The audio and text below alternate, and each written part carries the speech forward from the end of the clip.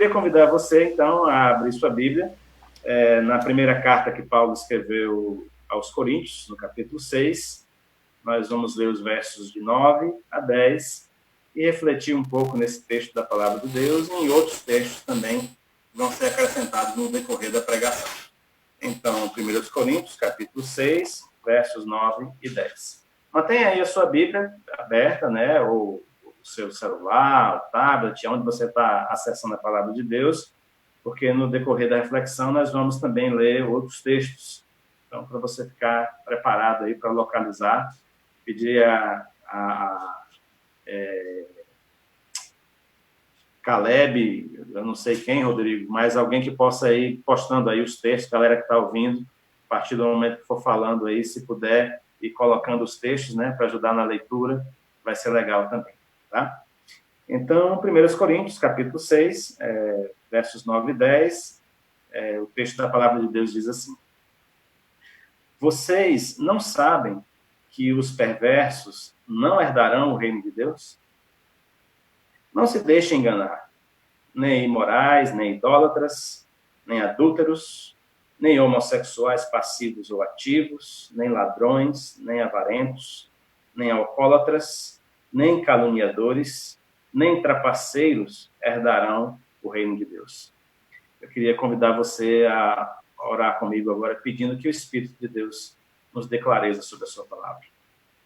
Senhor, nós te pedimos que o mesmo Espírito que um dia inspirou a tua palavra, hoje nos dê clareza a respeito dela, aplique-a em nosso coração e nos dê força para seguir aquilo que o Senhor falar às nossas mentes nessa noite, Senhor.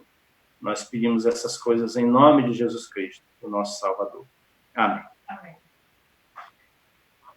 Meus irmãos, este é um dos vários textos em que os escritores bíblicos, né, as escrituras traçam uma linha que deixa de fora do reino de Deus aqueles que vivem sem qualquer interesse no reino. A linha deixa de fora aqueles que já se colocaram de fora por causa do seu desinteresse no reino, porque não estão dispostos a confiar nas palavras daquele que é o Criador e o sustentador da vida. Paulo faz uma lista de comportamentos nesse texto que nós lemos, em outros que nós vamos ler também. São comportamentos incompatíveis, na verdade, com o reino de Deus. E incompatíveis com a ética e os valores do reino. Aqui Paulo lista alguns desses comportamentos que fazem essa linha de separação. Ele fala de perversidade, de imoralidade, de idolatria, fala de adultério, de homossexualidade, de roubo, de avareza, de adicção, de calúnia e de trapaça. E Paulo diz que essas coisas não são compatíveis com o reino. Essa não é uma lista exaustiva. Paulo não está aqui restringindo essas coisas, mas ele está dando exemplos de comportamentos que são incompatíveis com a ética do reino. Quando o mesmo apóstolo Paulo escreveu a um jovem pastor chamado Tito, ele ofereceu uma outra lista de comportamentos que também não estão afinados com o reino de Deus. Essa lista está lá na carta que ele escreveu a Tito, no capítulo 3, no verso 3. Então, em Tito, capítulo 3, verso 3, Paulo traz uma outra lista desses comportamentos que põem uma linha divisória entre aqueles que estão no reino e aqueles que se colocaram fora do reino. Em Tito, capítulo 3, verso 3, as escrituras dizem assim: houve tempo em que nós também éramos insensatos e desobedientes. Vivíamos enganados e escravizados por toda espécie de paixões e prazeres. Vivíamos na maldade e na inveja, sendo detestáveis e odiando uns aos outros. Nessa segunda lista de comportamentos, né, alguns são acrescentados. Por exemplo, Paulo coloca como comportamentos que são incompatíveis com o reino de Deus a rebeldia, a insensatez, a maldade, a inveja e o ódio. Mas não foi só o apóstolo Paulo que fez uma lista desse tipo. O apóstolo João também fez. quando ele fala daqueles que ficarão de fora do reino, lá em Apocalipse, capítulo 22, verso 15, né, se você vasculhar direitinho, está lá, final da Bíblia, último livro, Apocalipse 22, 15. O apóstolo João fala daqueles que ficarão de fora do reino, aqueles que não têm como entrar pela porta do reino de Deus. E ele lista alguns comportamentos desses que não vão conseguir entrar pela porta do reino. Ele fala de feitiçaria, de imoralidades sexuais, assassinato, idolatria e mentira. Essas listas, meus irmãos, meus amigos, elas têm sido usadas por muitas pessoas para impor umas às outras comportamentos que sejam coerentes com a ética e os valores do reino de Deus. É comum que essas e outras listas funcionem como uma espécie de peneira, separando os bons dos maus. A lista, você olha para a lista, apresenta a lista, e se você se parece com a lista, você é dos maus. Se você não se parece com a lista, você é dos bons. E com essas peneiras, ou melhor, com essas listas, muitas pessoas impõem comportamentos, modos de vida, e eles afirmam que esses comportamentos e modos de vida abrem ou fecham o acesso das pessoas ao reino. Funciona assim. Por exemplo, perversidade, que é um desses comportamentos que realmente é incompatível com o reino de Deus. Como a perversidade é incompatível com o reino, alguém que age com perversidade é considerado sem direito de entrar no reino. Entende isso? Se olha para a pessoa e se ela cometeu um ato perverso, então é dito que essa pessoa não tem o direito de entrar no reino. É dito que ela não é digna das coisas divinas por causa do seu comportamento. E que ela tem que agir diferente, mudar o seu jeito de agir. E deixar de ser perverso para ser aceito por Deus e usufruir a eternidade com Ele. A orientação, nesse mesmo formato, se repete para todos os outros comportamentos. Idolatria, avareza, inveja, ódio, calúnia, mentira, todo o resto da lista. É dito que nós precisamos deixar de fazer essas coisas, mudar os nossos comportamentos, para que nós sejamos aceitos por Deus, para que nós possamos usufruir das coisas divinas. Agora, vejam só, acompanhem comigo como isso funciona. Ao ouvir esse conselho, uma pessoa que age com perversidade, ao ouvir o conselho que ele tem que deixar de ser perverso, ele pode simplesmente continuar na sua perversidade, não dar ouvidos aos conselhos. Ou então tentar mudar a sua maneira de agir. Mas qualquer que seja a sua decisão, ele acabou de ser laçado pelo engano da religião centrada no esforço humano, uma religião humanista. Nessa mesma armadilha, as pessoas que lutam, por exemplo, contra o hábito de mentir, não se sentem dignas de se aproximar de Deus. E por que elas não se sentem dignas? Porque mentir é algo compulsivo nelas. Elas tentam negar as suas mentiras. Ou, então, decidem adotar a mentira como modo de vida. É a mesma armadilha. Ou a pessoa abraça aquele problema como sendo o seu estilo de vida, ou ela tenta mudar a sua vida e tentar ser diferente, agir diferente do que ela está agindo, para poder ser aceita por Deus, para poder ter acesso às coisas divinas. Mas nenhuma dessas situações é boa.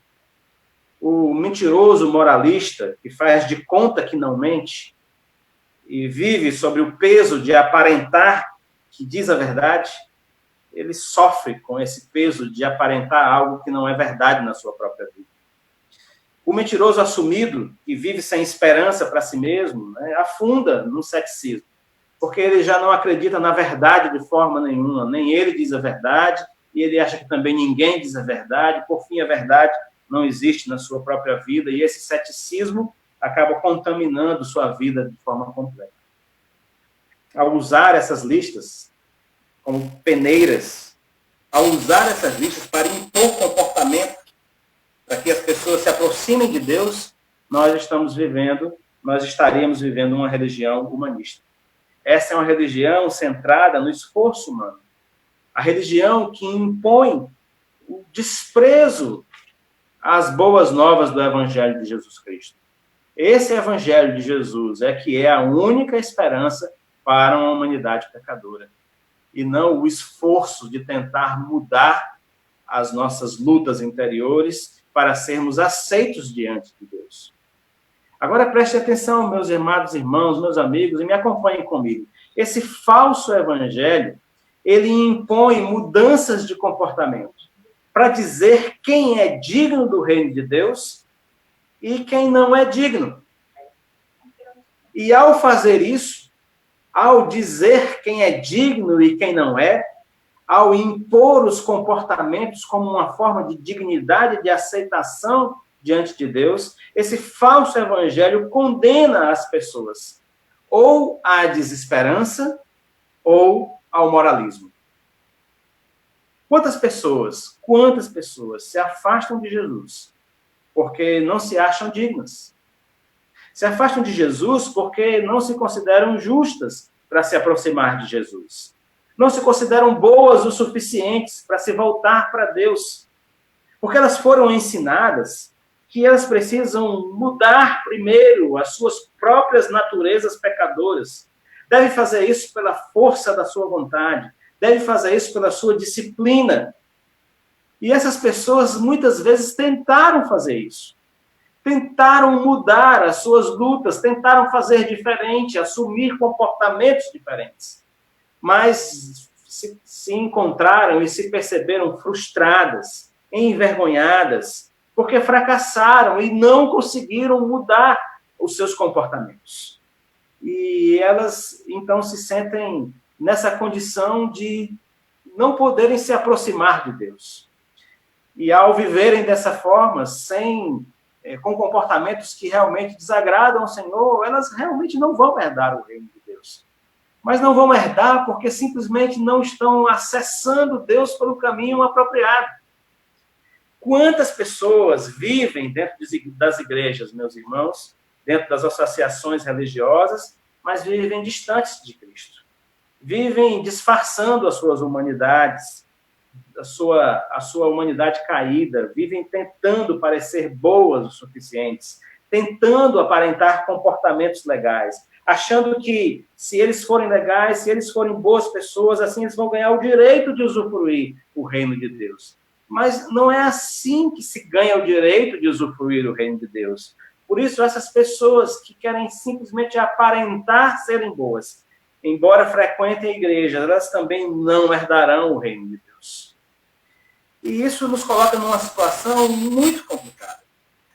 Porque, vejam só, se o evangelho não é, como ele realmente não é, um esforço em nos tornarmos boas pessoas, o evangelho não é o esforço das pessoas de serem boas, o evangelho não é o esforço de sermos dignos, o esforço para usufruirmos das coisas divinas, se o evangelho não é um esforço para que a eternidade seja nos dada de maneira digna, essa eternidade que Deus tem preparado para nós, o que é esse evangelho? O que é o evangelho de Jesus Cristo? Se o evangelho de Jesus não é uma competição, e ele não é uma competição para quem aparenta ser melhor, se ele não é uma competição para nós fazermos mais coisas certas, se ele não é um caminho de ganhar recompensa no final, se o evangelho não é isso, e ele não é isso, o que é o evangelho de Jesus Cristo? Porque esse evangelho centrado no esforço humano tem afastado as pessoas de Deus, tem colocado as pessoas longe de Deus. E o que é o evangelho de Jesus que aproxima as pessoas de Deus, que chama as pessoas para Deus? O evangelho, meus amados irmãos, meus amigos, é uma boa notícia. E a boa notícia que o Evangelho é que Deus pode e quer transformar homens e mulheres pecadores, portanto, homens e mulheres perversos, imorais, idólatras, adúlteros, rebeldes, ladrões, mentirosos, insensatos, maus, invejosos e cheios de ódio. A boa notícia é que Deus quer e pode e quer transformar essas pessoas em filhos dele, em filhos de Deus e herdeiros do seu reino. A boa notícia é que Deus pode fazer aquilo que nós não podemos fazer com o nosso esforço e com a nossa disciplina. Deus pode transformar homens e mulheres pecadoras em filhos amados. Essa é a boa notícia do Evangelho. Esse é o Evangelho de Jesus Cristo.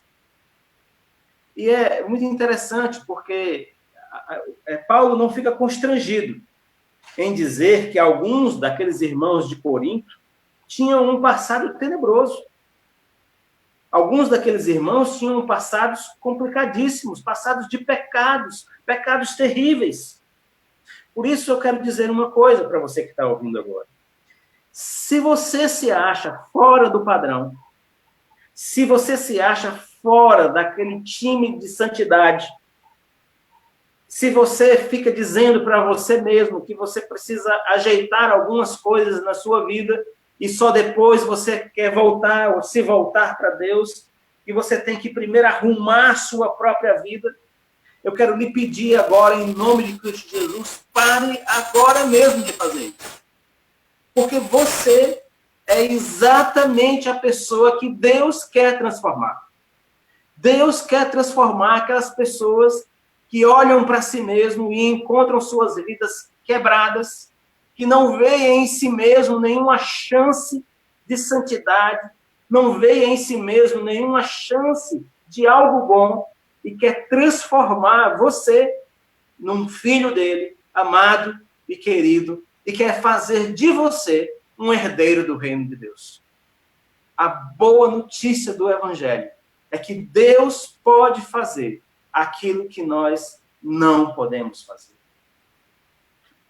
Uma das acusações que pesavam sobre Jesus é que ele era amigo de pecadores. Olha que acusação interessante, né?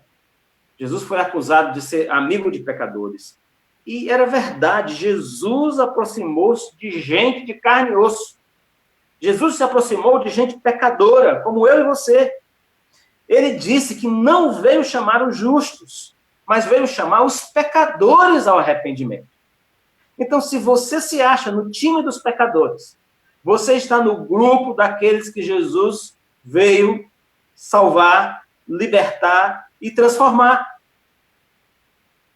Ele veio exatamente para nós que somos pecadores. Agora, veja só, essa condição de pecadores em que nós nos encontramos, em que a raça humana toda se encontra, Jesus diz que essa condição de pecador não é impedimento para ser transformado em filho de Deus. Aqueles que aproveitam-se das listas para impor comportamentos aos outros, dizem que a condição de pecador é um impedimento para a pessoa se aproximar de Deus, mas isso não é verdade.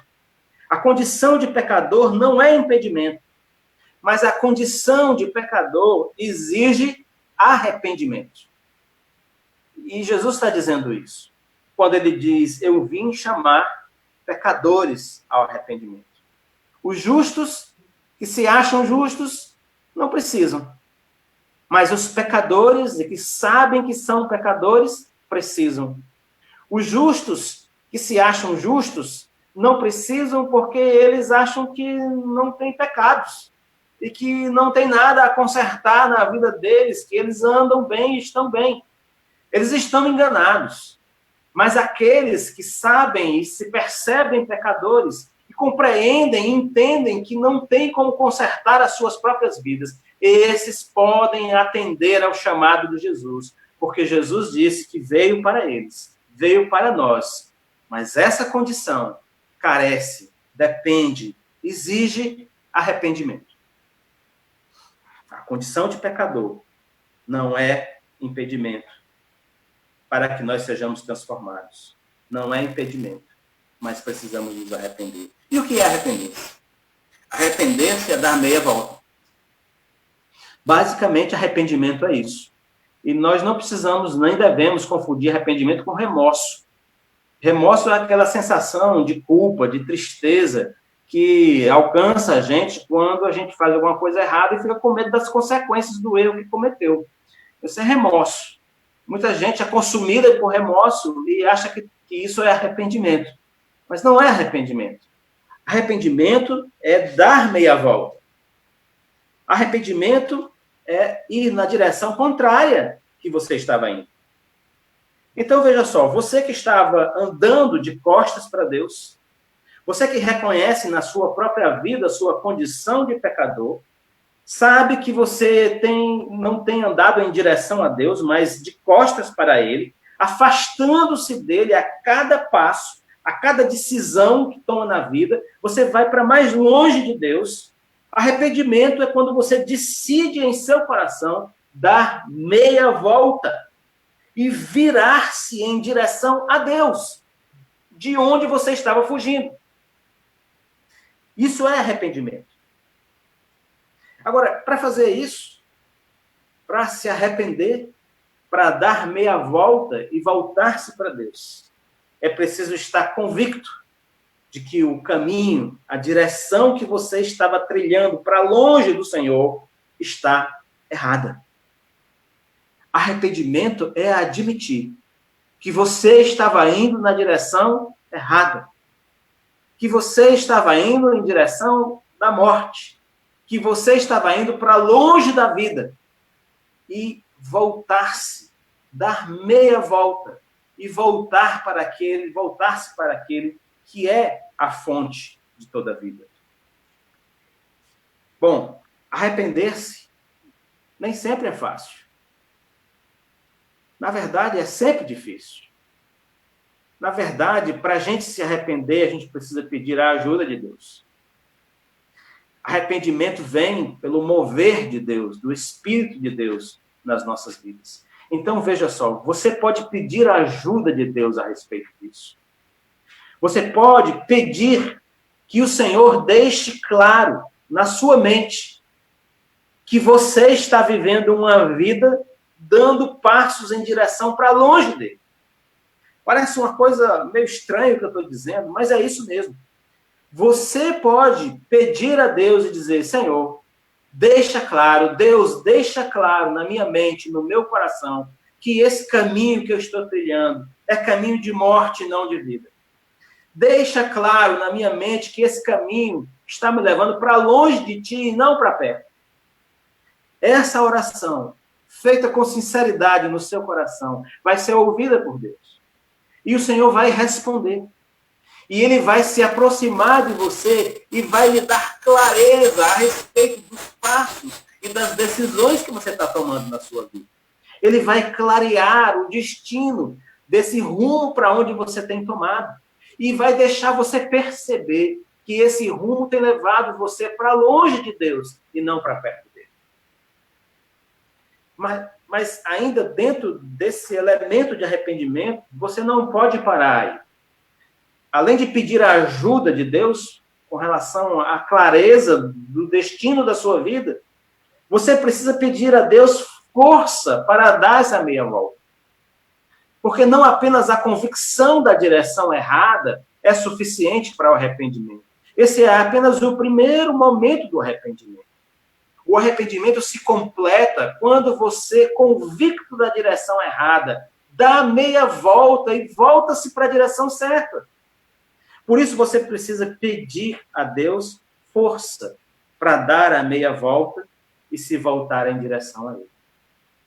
Percebe que tudo isso tem a ver com Deus agindo na sua vida, que essas coisas não têm a ver em nenhum momento com mudanças de comportamento, mas apenas com a sua disposição para que o Espírito de Deus haja na sua vida.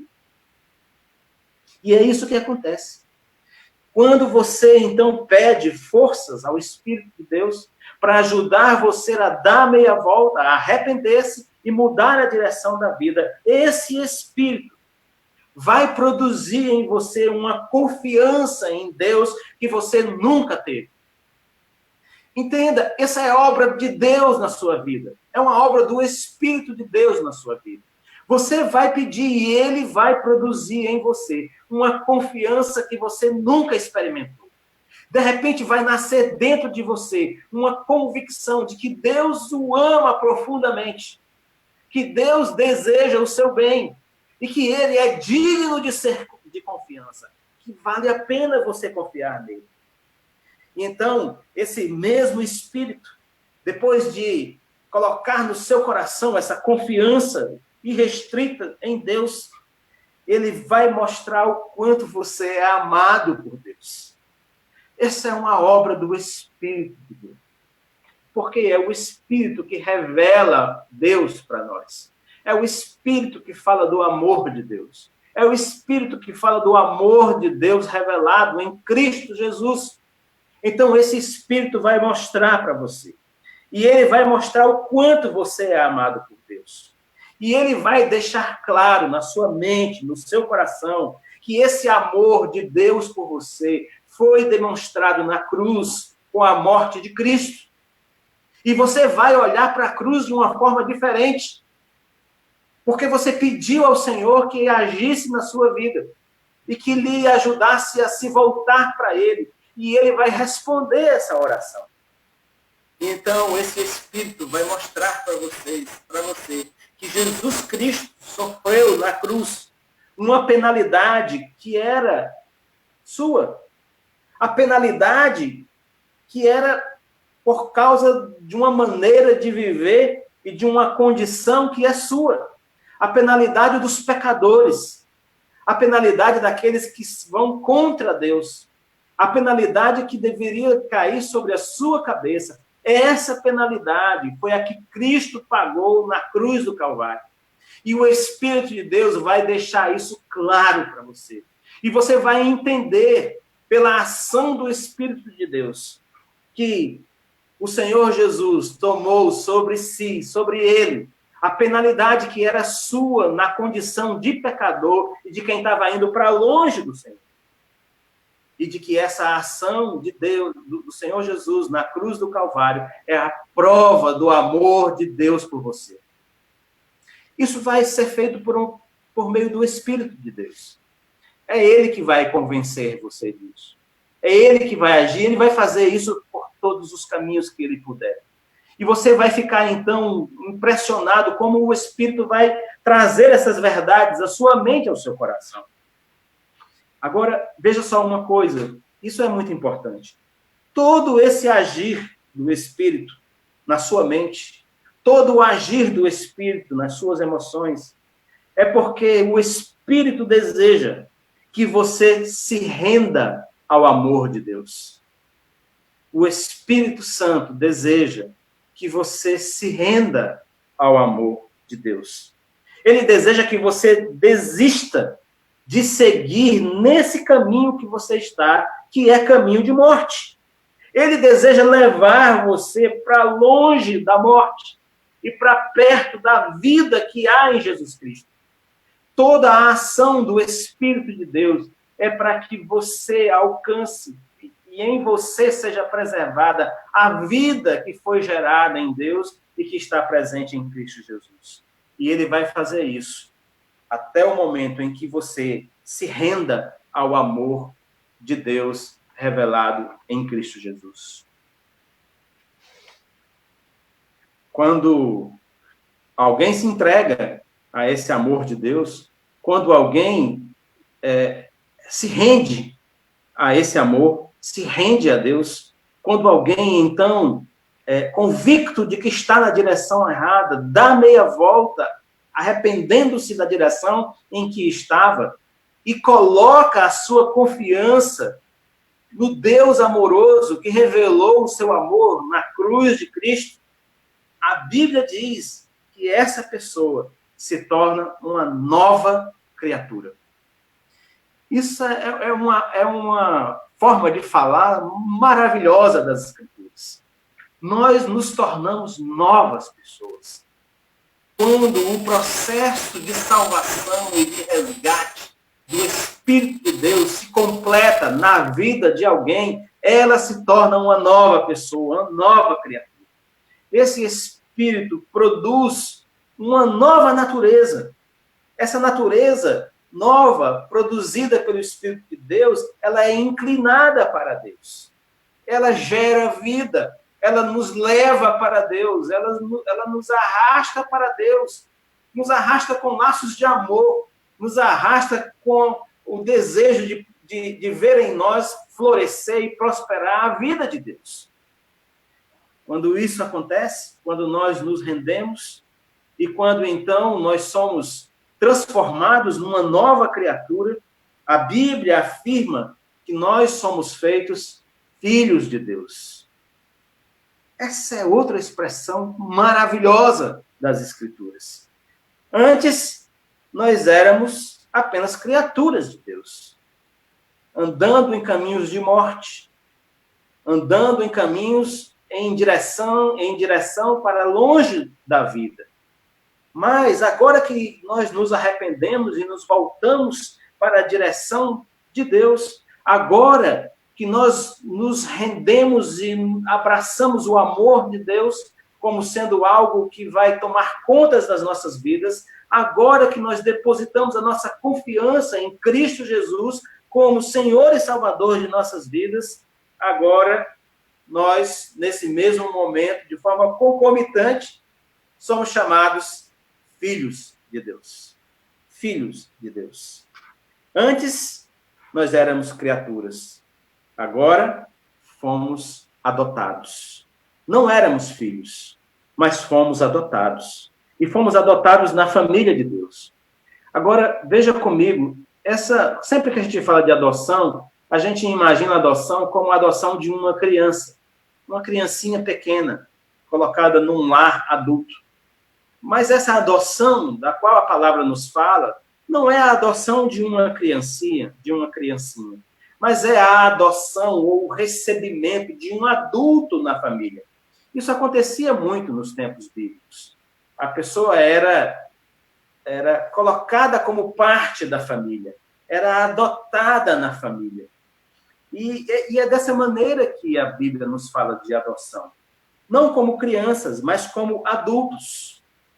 Adultos sem pai, adultos sem mãe, adultos sem família, adultos sem sobrenome, sem herança, pessoas largadas nesse mundo que estavam caminhando para longe de Deus.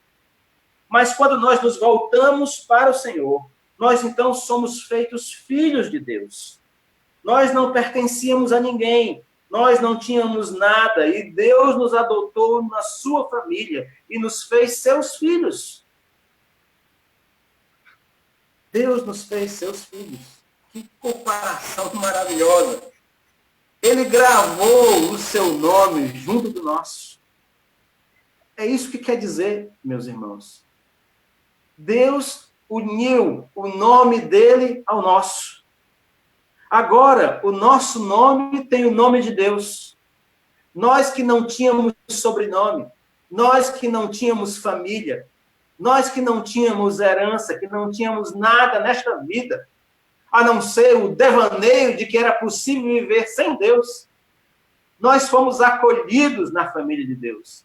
E acolhidos na família de Deus, o nome de Deus se juntou ao nosso nome. Coisa maravilhosa isso. Então agora, veja só, é o Paulo de Deus. Agora, na verdade, é a Maria de Deus, é o Carlos de Deus.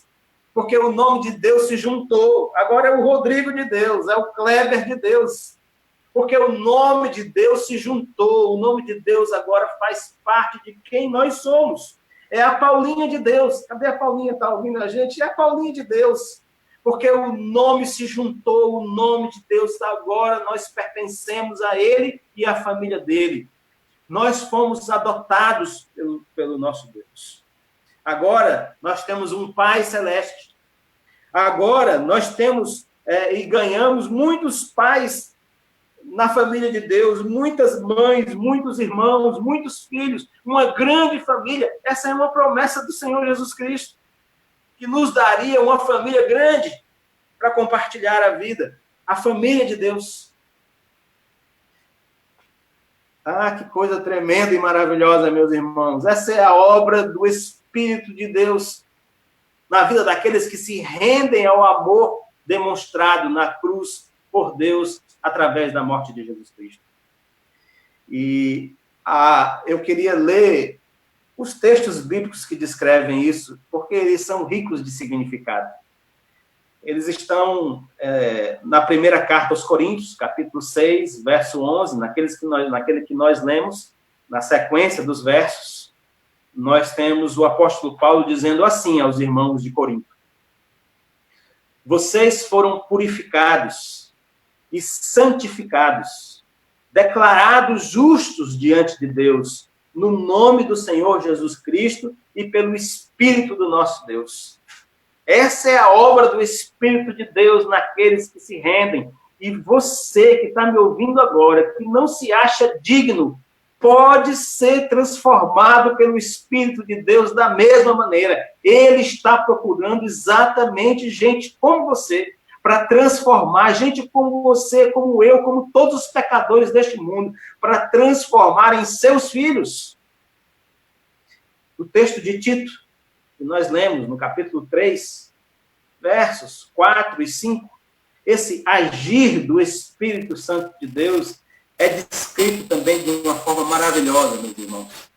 Paulo diz assim, escrevendo ao jovem Tito: porém, quando Deus, o nosso Salvador, mostrou a sua bondade e o seu amor por todos, ele nos salvou, porque teve compaixão de nós, e não porque nós tivéssemos feito alguma coisa boa.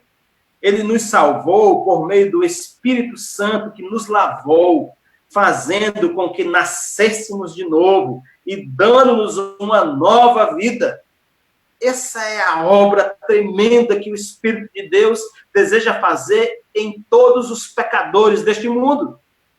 Transformar-nos em filhos amados de Deus, em filhos que colocam e rendem a sua vida aos pés do Senhor Jesus Cristo. Quando alguém se entrega ao amor de Deus, ele ganha uma família, ganha um sobrenome, o sobrenome de Deus. Mas acontece outra coisa importante. Ele se torna herdeiro de Deus. E eu vou falar um pouco sobre essa questão de ser herdeiros, porque aquelas listas que nós lemos no começo dizem que aqueles comportamentos não são dignos de alguém que é herdeiro de Deus. Então, a pergunta que é inevitável é, então, como é que alguém se torna herdeiro de Deus? E nós estamos vendo aqui como é que alguém se torna herdeiro de Deus. Não é agindo de determinada forma, mas é confiando no amor imensurável, indescritível de Deus, revelado na cruz do Calvário em Cristo Jesus. Quando nós nos rendemos e quando o Espírito de Deus opera todo esse processo em nossas vidas, nós somos feitos filhos de Deus e os filhos são herdeiros. Então, a única forma de se tornar herdeiro de Deus é ser feito filho de Deus. E nós somos feitos filhos de Deus mediante a nossa fé, a nossa confiança em Cristo Jesus. Herdeiros de Deus. É como se Paulo falasse assim para os irmãos de Corinto. Acompanha comigo, eu vou tentar fazer aqui uma paráfrase daquilo que Paulo escreveu escrevendo aos irmãos de Corinto. É como se ele dissesse assim: olha, meus irmãos, eu sei que a história de vocês não é nada boa. Eu sei disso. Eu sei que o passado de vocês está cheio de coisas vergonhosas. Eu sei disso. Eu sei que vocês não viveram até aqui vidas exemplares. Eu tenho certeza disso. E eu sei também que com essa vida torta que vocês têm, vocês jamais poderiam sequer ser aceitos na presença de Deus. quanto mais herdar o reino de Deus. Mas, diz o apóstolo Paulo, mas o Espírito de Deus agiu em suas vidas. Mas o Espírito de Deus fez com que vocês se rendessem a Deus e vocês se entregaram a Ele. E Ele, esse Espírito, decidiu perdoar vocês e declarou, por causa da confiança que vocês têm em Jesus, os declarou perdoados, os declarou justos e justificados. Ele os adotou como filhos na família de Deus e colocou cada um de vocês como herdeiros do reino. Meus amados irmãos, meus amigos, que coisa tremenda é essa. Os nossos pecados, a nossa condição de pecadores, não é impedimento para que o Espírito de Deus venha e nos transforme em filhos de Deus e nos faça herdeiros de Deus. Essa é a grande notícia, a grande boa nova do Evangelho de Jesus. Bom, eu estou prestes a terminar a nossa reflexão de hoje.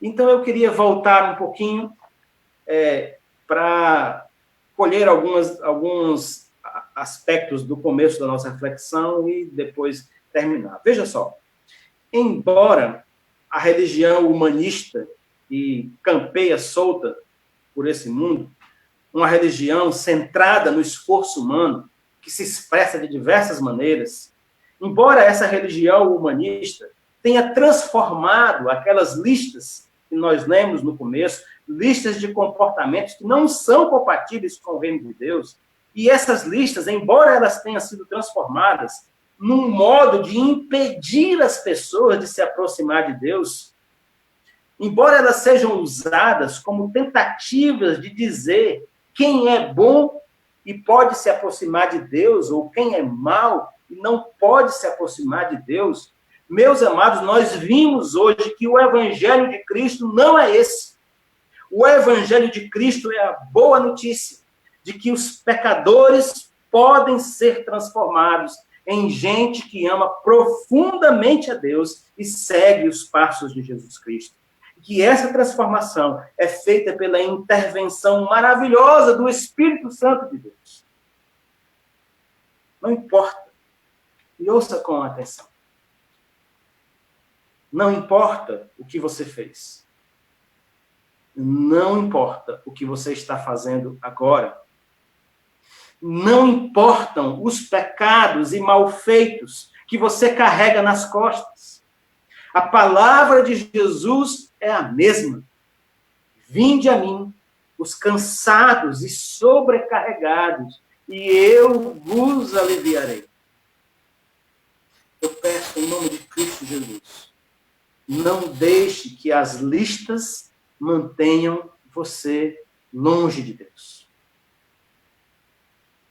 Mas eu quero também dar uma palavra final para aqueles que já caminham com Jesus.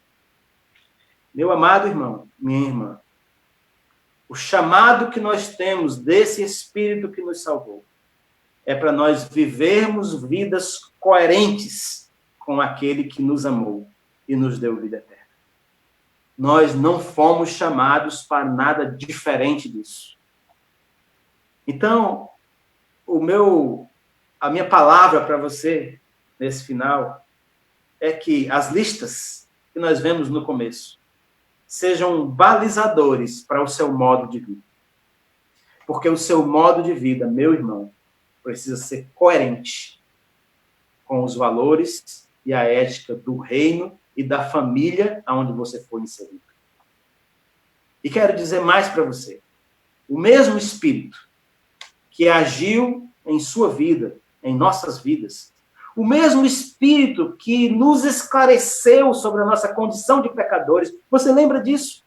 O momento em que o Espírito deixou claro que você era um pecador e precisava de Deus. Esse mesmo Espírito que lhe esclareceu. O mesmo Espírito que deu forças para que você se voltasse para Deus, se arrependesse, e que encheu o seu coração de confiança no amor dele. Esse mesmo Espírito deseja aperfeiçoar a sua vida. E deseja tornar você semelhante a Jesus Cristo. Essa grande obra de aperfeiçoamento do Espírito nos remete àquelas listas, porque elas são referências de comportamentos que não têm relação com o reino de Deus. Por isso, a minha oração e o meu pedido nesse momento a Deus é que Ele nos ajude para que as nossas mentes e corações estejam disponíveis para essa grande empreitada que é o agir do Espírito de Deus na vida daqueles que o Senhor tem chamado para seguir a Jesus Cristo como seu Salvador e como seu Senhor. Que Ele nos ajude, meus irmãos, nessa caminhada. Meu amigo, você que está ouvindo agora também, eu oro por você. E peço para que você confie no Senhor, para que você não fique preso nessa teia de ensinos equivocados que afastaram você de Deus.